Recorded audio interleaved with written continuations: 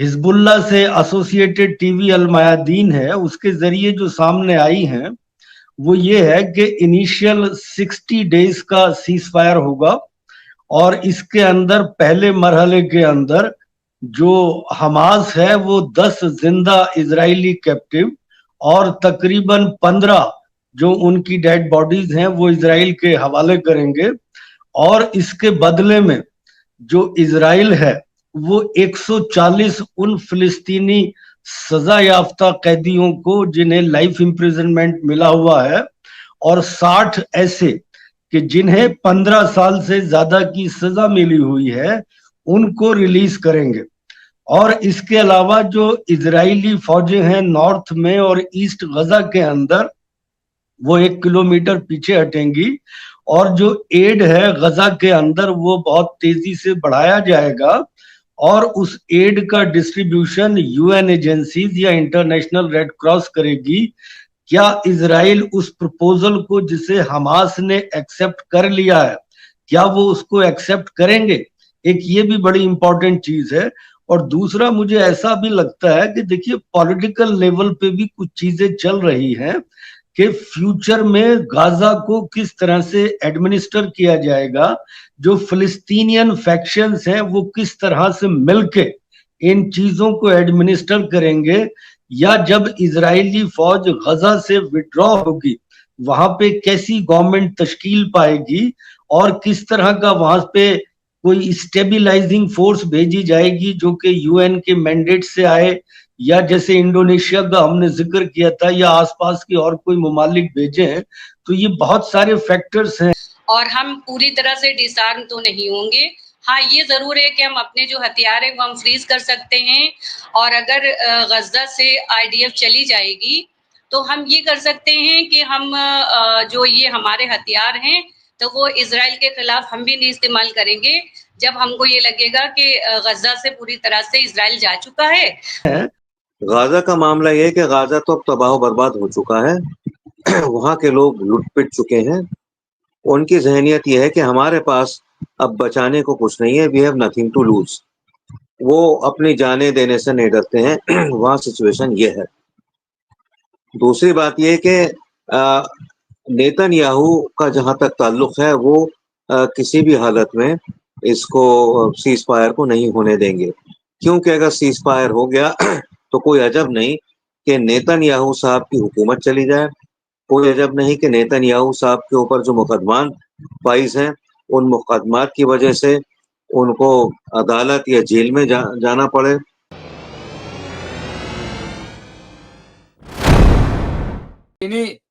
उस पर बात करेंगे। हमारे साथ जुड़ गए हैं यहाँ पे मेजर जनरल साहब, मैं उनको स्क्रीन पर लेता हूँ। हमारे साथ मेजर जनरल जावेद इकबाल साहब जुड़ गए, मैं उनका इस्तकबाल करता हूँ, खैर मकदम करता हूँ।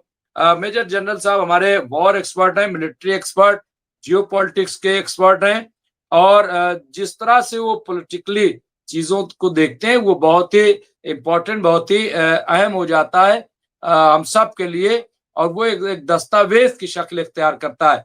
मैं बहुत इस्तकबाल करता हूँ। और क्या आपको लग रहा है, खास तौर से मैं अगर पहले बात कर लूं, ये जो मिस्र अब सामने आया है, कतर और उसमें तुर्की भी सामने आया है, लेकिन ये सबके सामने एक ही बात है कि हमास हथियार डाल दे। जावेद इकबाल साहब, ये बार बार क्यों दोहराया जाता है जबकि हमास ने साफ साफ मना कर दिया है कि हम हथियार नहीं डाल सकते? जावेद इकबाल साहब। जी मुमताज भाई, अस्सलाम वालेकुम आपको और आपके सभी सुनने वालों को। आपको मेरी आवाज साफ सुनाई दे रही है? हाँ, देखिए अभी जो खबरें चल रही हैं इजराइल के अंदर या मिडिल ईस्ट के अंदर, उसमें मेन खबर ये आ रही है कि मिस्र, कतर और अमेरिका और बीच में तुर्की का भी इन्वॉल्वमेंट था। जैसे हमने जिक्र किया था कि तुर्की के फॉरेन मिनिस्टर मिस्र के फॉरेन मिनिस्टर से मिले थे बीच में आके और उन्होंने एक वो जॉइंट स्टेटमेंट भी उन्होंने साथ में दिया था गजा के ऊपर। तो उसके बाद से आज ये खबरें गर्दिश कर रही हैं कि जो प्रपोजल इजिप्ट ने और कतर ने और अमेरिका ने मिलकर हमास के सामने रखा था पार्शियल सीज फायर का उसको हमास ने कबूल कर लिया है। और उसके बाद से जो इजरायली साइट है उनकी तरफ से अभी इसके बारे में कोई रद्द अमल नहीं आया है। तो हम देखते हैं कि आगे क्या इजरायली सरकार उसको एक्सेप्ट करती है या सीज फायर की तरफ आगे बढ़ती है कि नहीं। इससे पहले नेतन्याहू साहब ने ये कहा था कि वो कोई पार्शियल डील नहीं चाहते बल्कि एक कंप्रहेंसिव डील चाहते हैं वो। लेकिन उस कंप्रहेंसिव डील में उन्होंने कई शर्तें ऐसी आयत कर दी थी जैसे डिसआर्मिंग हमास, या उसके अलावा डिमिलिटराइजेशन उस इलाके का, या उसके अलावा कि हमास जो है गजा छोड़ के जाए। ये अपने कंप्रहेंसिव सीज फायर डील के अंदर उन्होंने ये शर्तें जब वो अपने अवाम को एड्रेस कर रहे थे वो उसमें डाल दी थी। लेकिन ये जो पार्शियल डील का प्रपोजल है जिसे हमास ने एक्सेप्ट किया है, जिसकी डिटेल जो हिजबुल्ला से एसोसिएटेड टीवी अल मयादीन है उसके जरिए जो सामने आई है वो ये है कि इनिशियल 60 डेज का सीज फायर होगा और इसके अंदर पहले मरहले के अंदर जो हमास है वो 10 जिंदा इजरायली कैप्टिव और तकरीबन 15 जो उनकी डेड बॉडीज हैं वो इजराइल के हवाले करेंगे। और इसके बदले में जो इजराइल है वो 140 उन फिलिस्तीनी सजा याफ्ता कैदियों को जिन्हें लाइफ इम्प्रिजनमेंट मिला हुआ है और 60 ऐसे कि जिन्हें 15 साल से ज्यादा की सजा मिली हुई है उनको रिलीज करेंगे। और इसके अलावा जो इजरायली फौजें हैं नॉर्थ में और ईस्ट गजा के अंदर वो 1 किलोमीटर पीछे हटेंगी और जो एड है गजा के अंदर वो बहुत तेजी से बढ़ाया जाएगा और उस एड का डिस्ट्रीब्यूशन यूएन एजेंसीज या इंटरनेशनल रेड क्रॉस करेगी। ये जो गाजा ह्यूमैनिटेरियन फाउंडेशन है उसका डिस्ट्रीब्यूशन इनके थ्रू नहीं होगा। और एक उसका ये था कि देखिए 60 दिन के अंदर अंदर इजिप्ट की ये गारंटी है कि वो निगोशिएशन करवा के परमानेंट सीज फायर की तरफ आगे बढ़ेंगे। और जब अगर परमानेंट सीज फायर पे डील हो जाती है तो जो बाकी बचे हुए इजरायली कैप्टिव्स हैं वो उस वक्त रिलीज किए जाएंगे। तो ये फिलहाल जो खबरें हैं, जो पार्शियल डील की खबरें आई हैं उनके बारे में ये अभी पता लगा है। अच्छा, आज नेतन्याहू ने गजा विजिट किया था और वहां पे उन्होंने एड्रेस में ये बोला है कि हमने हमास के ऊपर इतना प्रेशर बढ़ा दिया है जिसकी वजह से वो कंपेल होके डील में आएंगे। तो वो भी एक तरह से लगता है कि जैसे अपना ग्राउंड बना रहे हैं, अपनी पोजीशन तैयार कर रहे हैं, अपने लोगों को तैयार कर रहे हैं और उन्हें ये साइकोलॉजिकल मैसेजिंग देने की कोशिश कर रहे हैं कि हमारा अपर हैंड है, हमारे एक्शन की वजह से वो दबाव में है जिससे कि वो ये डील कर रहे हैं। इससे पहले हमने बीच में एक डिस्कशन में ये बतलाया था कि किस तरह से जो दोनों फरीक हैं उनके बीच में एक दूसरे के ऊपर एक साइकोलॉजिकल बर्तरी हासिल करने की कोशिश हो रही है इन नेगोशिएशंस के दौरान। कि जैसे जब ये बातचीत चल रही थी कि एक कैप्टिव के बदले में कितने फिलिस्तीनी प्रिजनर छोड़े जाएंगे, तो उसमें नेतन्याहू ने ये कहा था कि हमास ने अपनी कंडीशंस बढ़ा दी हैं, उन्होंने उनकी तादाद बढ़ा दी है। ये उन्होंने इल्जाम लगा के अपने नेगोशिएटर्स वापस बुला लिए थे। उसके बाद फिर हमास ने भी अपने नेगोशिएटर वापस बुला लिए थे, ये कहते हुए कि तुम भूख को निशाना बना के हमसे डील नहीं कर सकते।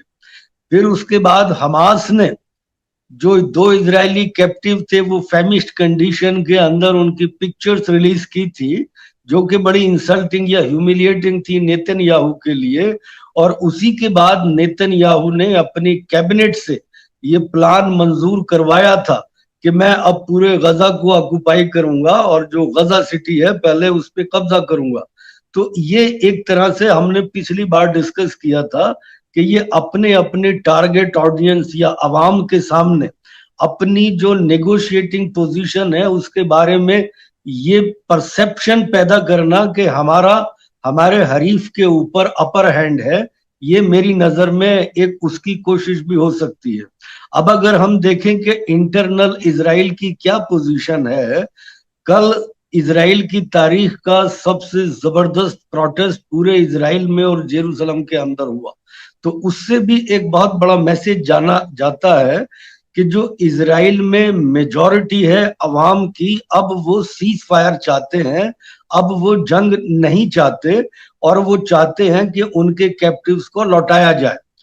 दूसरे जो इनकी कोशिश है कि रिजर्विस्ट फोर्सेस को रेज करने की, उसमें इन्हें रिस्पांस नहीं मिल रहा है, उसकी मुखालफत हो रही है कि देखिए रिजर्विस्ट से लेके जो भी रूल्स पोजीशन थी, आपने उनसे कहीं ज्यादा उनका इस्तेमाल करके उन्हें बुला लिया है।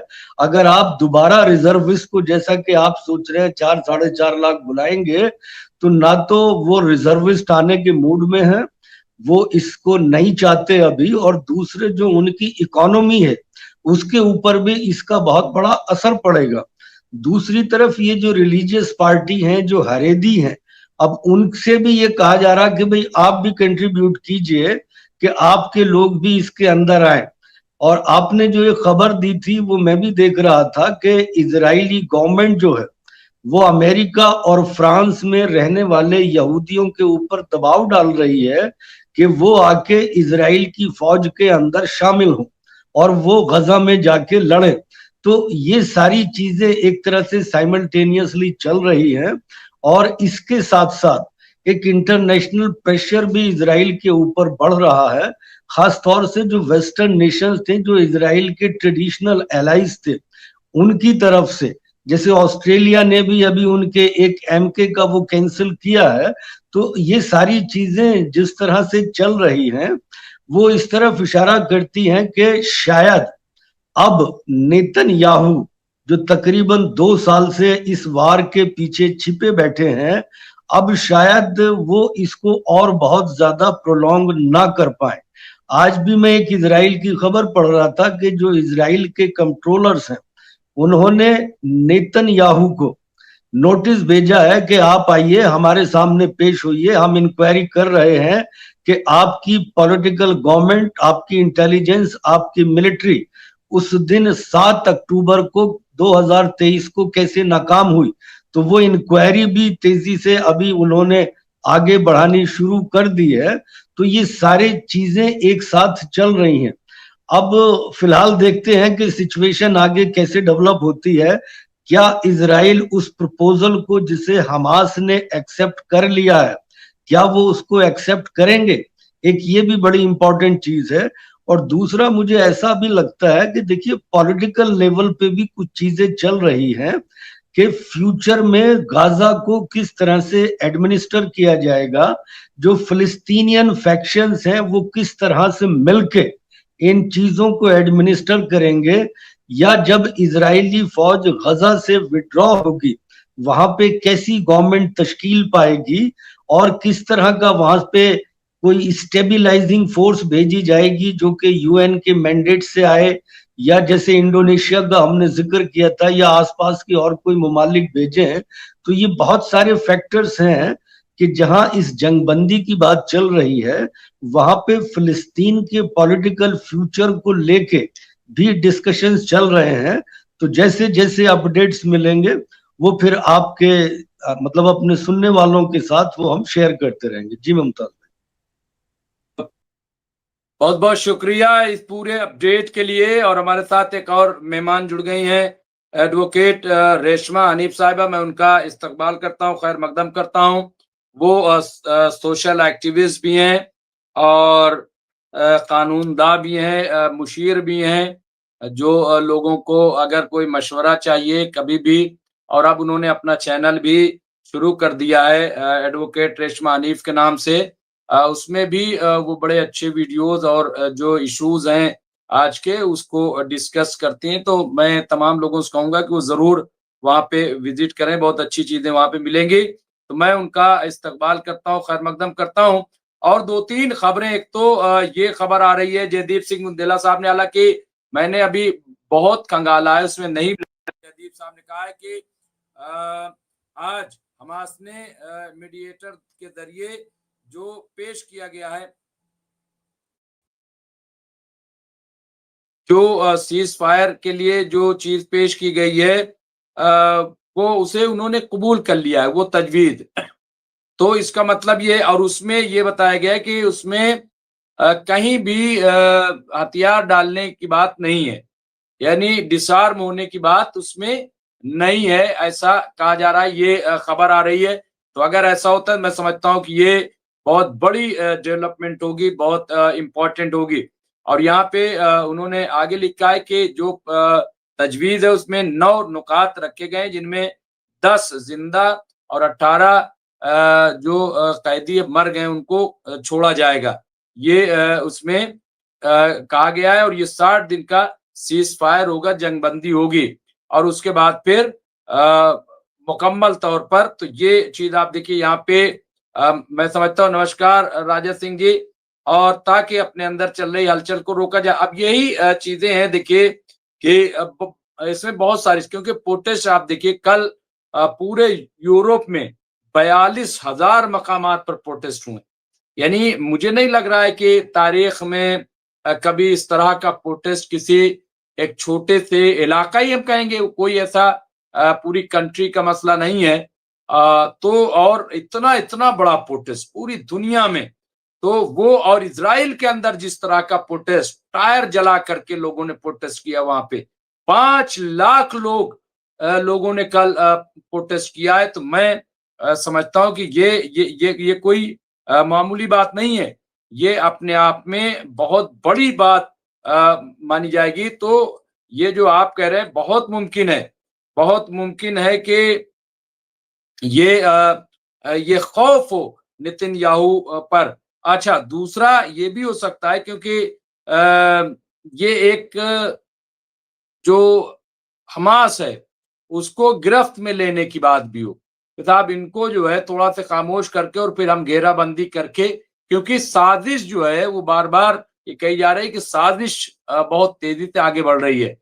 मैं आऊंगा एडवोकेट रेशमा अनीफ साहिबा के पास कि जिस तरह से अब कतर, मिस्र और तुर्की आए हैं, आपको क्या लग रहा है कि इन पे कितना यकीन किया जाए? हालांकि जो मैं रिपोर्ट पढ़ रहा था उसमें डिसआर्म की बात है कि इजराइल ने कहा है कि इनसे आप जो है हथियार डालने के लिए कहिए।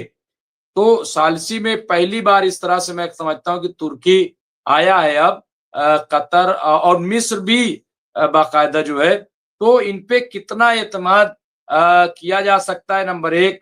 नंबर 2 ये कि हमास इन पर कितना एतमाद करेगी? रेशमा निप साहब। जी मुमताज साहब, सबसे पहले तो सभी को मेरा सलाम, आपके सभी व्यूवर्स और जो भी पैनलिस्ट बैठे हुए हैं, वैसे तो जनरल साहब है उनको मेरा आदाब। अच्छा, दूसरी चीज अब सवाल पर आते हैं, जैसा कि आपने कहा कि तुर्की अब आगे आया है, तो तुर्की तो अब आगे आया है लेकिन कोई वैसे ट्रस्टेबल कंट्री नहीं है तुर्की भी, क्योंकि तुर्की की क्या एक्टिविटीज रही है शुरू से वो सभी लोग देखते चले आ रहे हैं।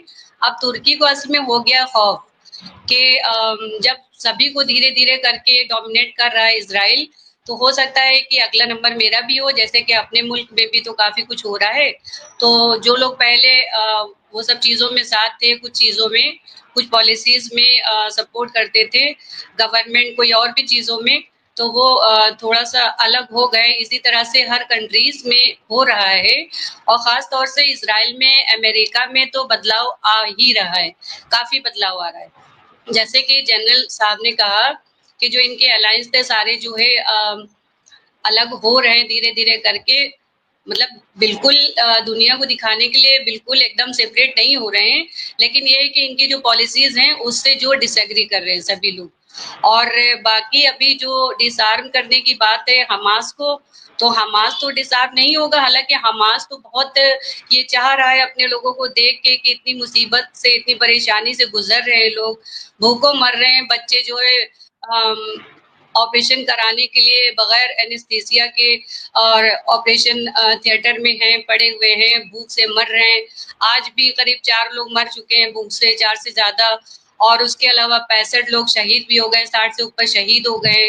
तो ये सब चीजों को देखते हुए हमास अपने लोगों के लिए ही झुक रहा है। और लेकिन उसने ये कहा है कि हम पॉलिटिकल जो एक्टिविटीज हैं भले ही उसमें हिस्सा ना लें और हम पूरी तरह से डिसआर्म तो नहीं होंगे। हाँ, ये जरूर है कि हम अपने जो हथियार है वो हम फ्रीज कर सकते हैं और अगर गज्जा से आईडीएफ चली जाएगी तो हम ये कर सकते हैं कि हम जो ये हमारे हथियार हैं तो वो इजराइल के खिलाफ हम भी नहीं इस्तेमाल करेंगे। जब हमको ये लगेगा कि गज्जा से पूरी तरह से इजराइल जा चुका है तो फिर हम भी कोई जबरदस्ती, हमास ने कहा है कि हम इजराइल पे कोई भी हमला हमारी तरफ से नहीं होगा, लेकिन हम डिसआर्म नहीं होंगे। अपने हथियारों को सिर्फ हम फ्रीज कर सकते हैं। कायरो में इतने दिन से जो भी चल रहा है और तमाम तरह की खबरें आ रही हैं, कोई कह रहा है कि सीज फायर हो गया है, कोई कह रहा होने वाला है, कोई कह रहा फेल हो गया है। तमाम चैनल्स पे, अखबारों में अलग अलग तरीके की खबरें हैं। एक तरह की खबरें तो अभी हर तरफ से तो नहीं आ रही हैं। हाँ, लेकिन ये जरूर है कि उम्मीद तो सभी यही कर रहे हैं कि सीज फायर हो जाए तो बेहतर है। हम लोग भी यही सोच रहे हैं कि सीज फायर हो जाए और दुआ भी करते हैं, क्योंकि जो बदहाली और जो मतलब जुल्म हम देख रहे हैं इजराइल में, तो हमने तो अपनी जिंदगी में कर नहीं देखा आज तक ऐसा। और पढ़ा जरूर है किताबों में, कभी हुआ होगा, लेकिन ऐसा भी नहीं हुआ खैर जैसा हो। नेटवर्क जो है बहुत वो हो रहा है। अच्छा, नेटवर्क। जी जी जी। मेरी आवाज आ रही है? हेलो, मेरी आवाज आ रही है आप लोग? आ रही है, पंखे की भी आ रही है। ठीक है, पंखा बंद कर। तो मुझे तो यही कहना है बस कि हमास तो डिसआर्म कभी नहीं होगा। नहीं बिल्कुल, हमास कभी भी डिसआर्म नहीं होगा, ये बिल्कुल सही है। अच्छा, कई चीजें सामने आ गई हैं। अभी हम देख रहे थे, हमारे साथ एक और खास मेहमान हमारे जुड़ गए हैं, फिरोज बख्त अहमद साहब। मैं उनका इस्तकबाल करता हूँ, सीनियर पॉलिटिकल एनालिस्ट हैं। इसके साथ साथ वो कॉलम निगार हैं, सीनियर जर्नलिस्ट हैं। मौलाना आजाद नेशनल उर्दू यूनिवर्सिटी हैदराबाद के आप चांसलर रहे हैं और मिडिल ईस्ट पे बड़ी गहरी नजर रखते हैं। मैं उनका इस्तकबाल करता हूँ। दो खबरें, एक तो ये आ रही है कि चैनल 14 जो इजराइल का है, उसने कहा यूएस की तरफ से कि इजराइल और हिजबुल्लाह के दरमियान लॉन्ग टर्म सीज फायर पर पहुंचने की कोशिश करेगा, ऐसी बात की जा रही है। इसके अलावा एक और आई है कि कुवैत ने इजरायली पासपोर्ट पर पाबंदी लगा दी है और कहा है कि इजराइल के साथ जंग की स्थिति में है। ये बहुत बड़ी बात है कि कुवैत ने इजरायली पासपोर्ट पर पाबंदी आयद की है। एक और जो आप सब जानते हैं, अमरीश मिश्रा, उन्होंने एक बयान दिया है कि इजराइल ने मक्का, काबा और मदीना पर दावा ठोक दिया है। अब देखिए, जब ग्रेटर इजराइल की बात होती है तो हम लोग ये मानते ही हैं, ये कोई ऐसी नई बात नहीं कि दावा ठोक दिया है, या इतनी हिम्मत भी नहीं है अभी। वो एक एक बाल्टी पानी से ही मुसलमान लेके निकल आएगा तो दिमाग इनका ठंडा हो जाएगा, वो कोई ऐसी बात नहीं है। तो कि ये इतना कुल्लम कुल्ला कह देंगे कि साहब हाँ काबा और मक्का और मदीना ले लेंगे, तो अभी इतना जो है इतना पागल नहीं हुए हैं नेतन्याहू। अभी मतलब इतना तो दिमाग है उनके कि कहाँ क्या बोलना है। तो बहरहाल, लेकिन ये बात उन्होंने कही है। इसके अलावा आज ईरान ने एक और खबर है कि ईरान ने आज फिर मोसाद के बहुत बड़ी वर्कशॉप को पकड़ा है, जिसमें ड्रोन और दीगर तमाम सामग्री जो है, अशिया जो है तैयार की जा रही थी। तो यहाँ पे खास बात यह कि इसी 84 ईरानी क्रांति की शुरुआत हुई थी और वहीं पे ये सारा, तो ये एक एक करके मोसाद को गिरफ्त में लिया जा रहा है। तो बहरहाल ये तमाम चीजें जो हैं हम देखने में आ रही हैं। अब एक और जयदीप साहब ने कहा है कि न सिर्फ इजराइल में सेना की कमी के कारण विदेशों से यहूदियों को बुलाया जा रहा है, बल्कि अब ड्राफ्ट आदेश के अवहेलना करने वाले रिजर्विस्टों को माफी भी दी जा रही है ताकि सैनिक की कमी को पूरा किया जा सके, उनको बुलाया जा सके। इजराइल की इकोनॉमी में 3.5% की गिरावट आई है। तो इस तरह के अलग अलग खबरें आज हैं और मेरे साथ जुड़ गए हैं चूंकि फिरोज बख्त अहमद साहब। मैं उनसे उनके पास आऊंगा कि फिरोज बख्त अहमद साहब, क्या लग रहा है कि क्या ये सीज फायर हो जाएगा? ऐसी खबरें आ रही हैं और सीज फायर पे कितना भरोसा हमास करेगा या और मुल्क, अब इसमें मिस्र भी इन्वॉल्व है, यही सवाल अभी हमने किया था, तुर्की और कतर, ये तीनों अब इसमें इन्वॉल्व हैं। कितना आपको लग रहा है, क्या क्या नतीजा निकल सकता है? मैं शुक्रिया के साथ डॉक्टर मुमताज आलम रजी साहब शुरू करना चाह रहा हूँ, आपका भी, आपके तमाम सामाईन का भी। ऐसा है, जो सवाल आपने मुझसे किया है मैं इसमें जो जवाब है, एक स्ट्रेटेजिक जवाब तो नहीं दे सकता, लेकिन बतौर एक सिविलियन जरूर जवाब देने की कोशिश करूंगा, क्योंकि स्ट्रेटेजिस्ट और आर्मी मैन के ये समझिए के रूप में तो आपके पास मेजर जनरल साहब ऑलरेडी हैं। लेकिन जो तस्वीर मैं देखता चला आ रहा हूँ इतने दिन से, और जिसका आपने सवाल किया है कि क्या आपको क्या लग रहा है कि सीज फायर हुआ है या होगा या नहीं होगा, और अगर होगा तो क्या उस पर हमास यकीन करेगा, ये कई सवालों में कई सवाल हो गए। देखिए, पहली बात तो यह है कि सीज फायर तो कभी का हो जाना चाहिए था। सीज फायर ये पहले अगर हो जाता तो इसराइल भी तबाह नहीं होता और गाजा की बहुत सी जानें बच जाती। गाजा का मामला यह है कि गाजा तो अब तबाह बर्बाद हो चुका है वहां के लोग लुट पिट चुके हैं। उनकी जहनियत यह है कि हमारे पास अब बचाने को कुछ नहीं है, we have nothing to loose.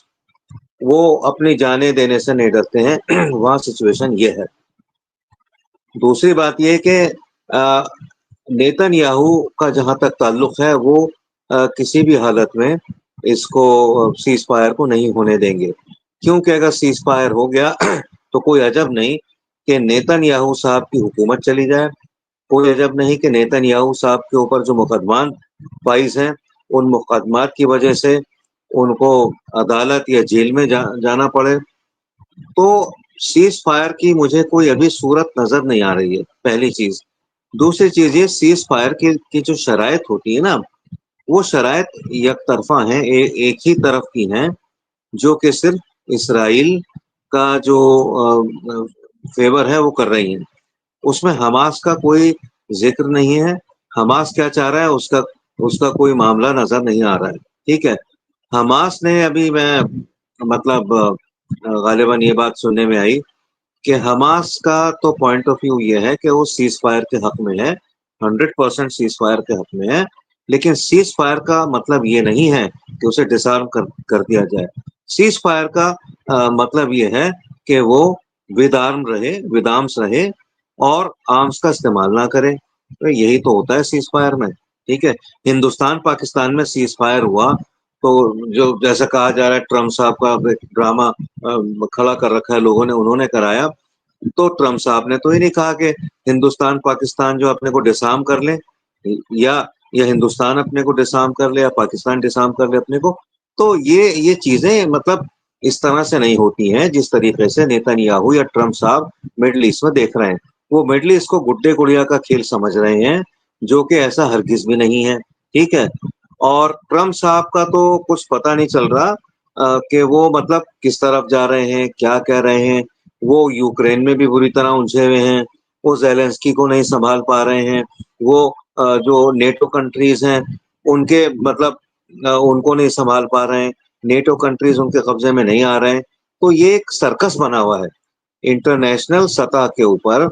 जो जियो पॉलिटिकल सिचुएशन है, वॉर्स को लेके एक ड्रामा हो रहा है, एक तमाशा हो रहा है। ठीक है, और इस तमाशे के बीच में पिस कौन रहा है? जैसे अभी मोहतरमा ने बताया कि आज 4-5 लोग भूख से फिर मारे गए। ठीक है, बमबारी से तो मारे ही जा रहे हैं। तो ये बहुत ही अफसोसनाक पहलू है। और कल आपने बताया था जब आपसे बात हो रही थी कि 41,000 मकामात पर प्रोटेस्ट हुए हैं या हो रहे हैं यूरोप में। लेकिन इन प्रोटेस्ट का जो खातिर ख्वाह जो असर है, वो इसराइल के ऊपर और ट्रम्प साहब के ऊपर बिल्कुल नहीं पड़ रहा है। अगर ये प्रोटेस्ट हो रहे हैं तो इनका कुछ क्वालिटी प्रूफ इस सेंस में होना चाहिए कि ये यहाँ पर जो है इंसानियत का जो कत्ल हो रहा है, जो एक ये समझिए कि पूरी नस्ल को खत्म किया जा रहा है, ये सब रुकना चाहिए। जब तक ये नहीं होगा तब तक किसी भी चीज की कोई वैल्यू नहीं है। लेकिन इसका मतलब ये नहीं कि प्रोटेस्ट ना हो, कि इसराइल में बमबारी खत्म करो और के गाजा में बमबारी खत्म करो और वहां खाना उनका जारी करो, ये प्रोटेस्ट तो चलते ही रहने चाहिए, क्योंकि इनकी वजह से एक माहौल बना रहता है। माहौल बने या ना बने, कितना बने, इन चीजों की वाइब्स जाती हैं, कुदरती तौर पर ये चीजें मैटर करती हैं। तो हम तो बस यही चाहते हैं कि जितनी जल्दी हो सके, जैसे भी हो, ये यहाँ पर सीज फायर हो जाए और सीज फायर नहीं, परमानेंट वॉर जो है उस पे विराम लगे। जी मुमताज साहब।